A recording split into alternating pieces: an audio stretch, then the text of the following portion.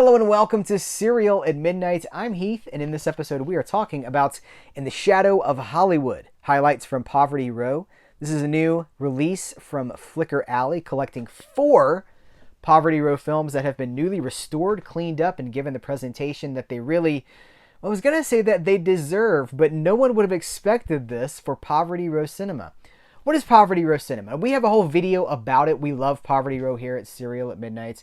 I sat down with C. Courtney Joyner, the talented, the knowledgeable C. Courtney Joyner, for a conversation about what Poverty Row is. We talked about our recommendations, some of the stars of Poverty Row. Poverty Row movies were made outside of the studio system. The 20s through the 60s. You had your major studios, and then you had the outliers. And there were different tiers. At the top, you've got companies like Monogram. You've got, I'll throw Republic in there. On the bottom, you've got companies that only made a few movies. The extensive, wonderful liner notes here.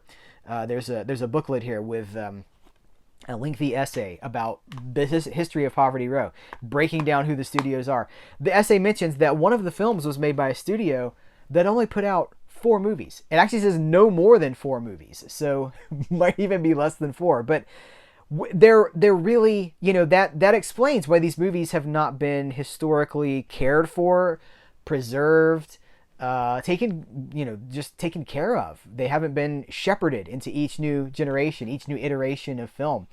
So enter Flickr Alley. These restorations are restored by Lobster Films from 35mm original elements in the Blackhawk Films library. There are 4 films included. I'm going to hold this up for you. I don't know if that text is big enough to really show up, but we're going to go through these one by one really quick here. We're going to talk about, first movie is Midnight, aka Call It Murder, from 1934. Midnight was a stage play, I think from 1930. It was a play. And they adapted, that's the thing about some of these earlier movies, is they sometimes are just pretty much a straight adaptation of a play. So things can be fairly static, kind of locked off. That's Midnight. That's what this movie is. But it's got Humphrey Bogart in it, and that's interesting because this is 1934. He's not really a star yet. He is still on the rise. So they re-released it later in the 40s, after he had become a huge, a household name. They re-released it as Call It Murder, starring Humphrey Bogart. He's 8th billed, but when they re-released it, he became top bill. And he's good in it. I wish that he was in it more, but it's an interesting melodrama with some things on its mind about the justice system. Here's the thing that you discover, as we continue to have conversations about Poverty Row, about pre-code cinema. We have not changed at all. All the things that we're concerned about now, we were concerned about 100 years ago too. So it's about the legal system. It's about injustice. It's about, well, if we hold this person to this one standard, we have to hold everybody to this standard. And it's a very interesting meditation on that. So it looks good, good restoration. That has a commentary by film scholar Leah Aldridge. Let's move on to Back Page, which was a really wonderful discovery for me. So it's a 1934 movie starring Peggy Shannon. She's this feisty big city newspaper reporter. She gets her story crushed, and she's looking for a job, right? So she quits. So she's looking for a job. So this fella that she knows is like, well, you ought to go back to this rural town in California. It's where I grew up. So she goes to California, this rural town, gets a job on their newspaper team, and of course turns it around and becomes this great thing. That's cool because it's a 1934 movie dealing with, like, again, current issues, right? Like women's, like, equal pay, right? That sort of thing. When she goes in for the job, the guy at the paper is like, the small town paper guy. He's like, well, you're pretty. You can't be pretty and smart at the same time. She's like, oh yeah, I'll prove you wrong. So it's that, like, very feisty 30s, I love that stuff. I really do. So that has a commentary by author, professor, and expert on women in the Hollywood studio system, Emily Carmen. Great movie, and I was really impressed with Peggy Shannon. I did a little deep dive on her career and found out she died in, like, 1941, apparently from alcoholism, but she left behind an interesting body of work. So it's fascinating. The third movie here is Woman in the Dark, 1934. Fay Wray, you guys. King Kong's Fay Wray. Also, Mystery of the Wax Museum's Fay Wray. That is adapted from a Dashiell Hammett story. Dashiell Hammett, the wonderful hard-boiled detective novelist. So, Woman in the Dark, this guy has gotten out of prison.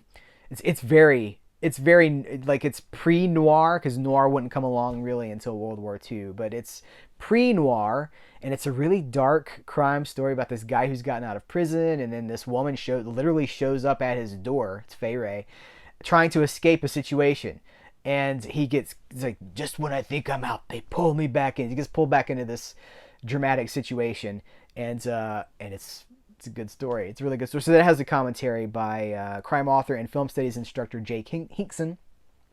Last in the collection is The Crime of Dr. Crespi. Now, this was released in 1935, but it was shot 18 months earlier in 1934. Stars Erich von Stroheim as basically an evil doctor. He's got the plot of the movie. I'll be vague with it because the plot basically is the entire movie. He's jealous, and he has an opportunity to inject someone that he does not like with a serum that makes them appear to be dead, puts them into a coma. His goal is to get this guy buried alive. It's loosely adapted from Edgar Allan Poe's The Premature Burial,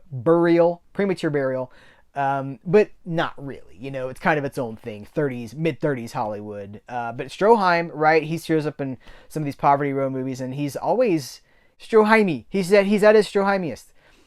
He's distinct, right? You come for him. He does the thing. Do the thing you do, Eric. But it's very it's a lot of German expressionism. The commentary references that it itself references the Cabinet of Dr. Caligari, those long shadows that would pop up in everything from Universal monster movies to, later into noir as well. That lighting with the long shadows and the almost surreal, long hallways and stuff. There's a lot of cool stuff here.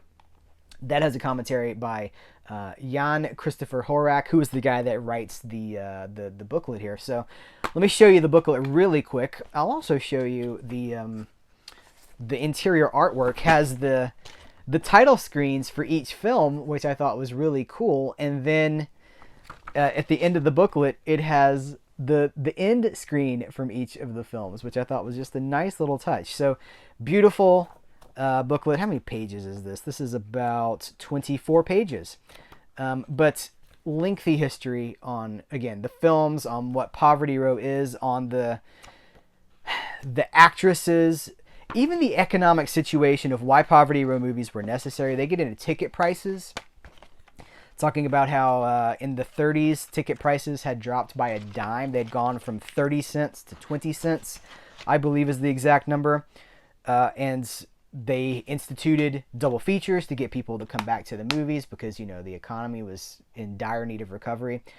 Fascinating stuff if you're interested in movie history, not just, blockbuster stuff, but if you're interested in where this all comes from. It all goes back to the beginning of the film industry in general, and so much of that. Poverty Row has been around for a long time. So I had a blast with this set. The commentaries are super informative. The booklet is super informative. I find myself, I'm going to be returning to this booklet from time to time just to refresh myself because it's dense. There's a lot of information in those pages. But this is a wonderful set from Flicker Alley, who are doing incredible work to keep these movies alive and in their best possible presentation. So I would love to see more things like this from Flicker Alley. We vote with our wallets. If you want to see this, you got to pick it up. You got to say, yes, there's an audience for this, and it's me. So I'm going to link to this in the description of this video. Guys, In the Shadow of Hollywood, highlights from Poverty Row, Cereal at Midnight recommended. Thank you so much. Take care. Until next time, here's where to go and what to do.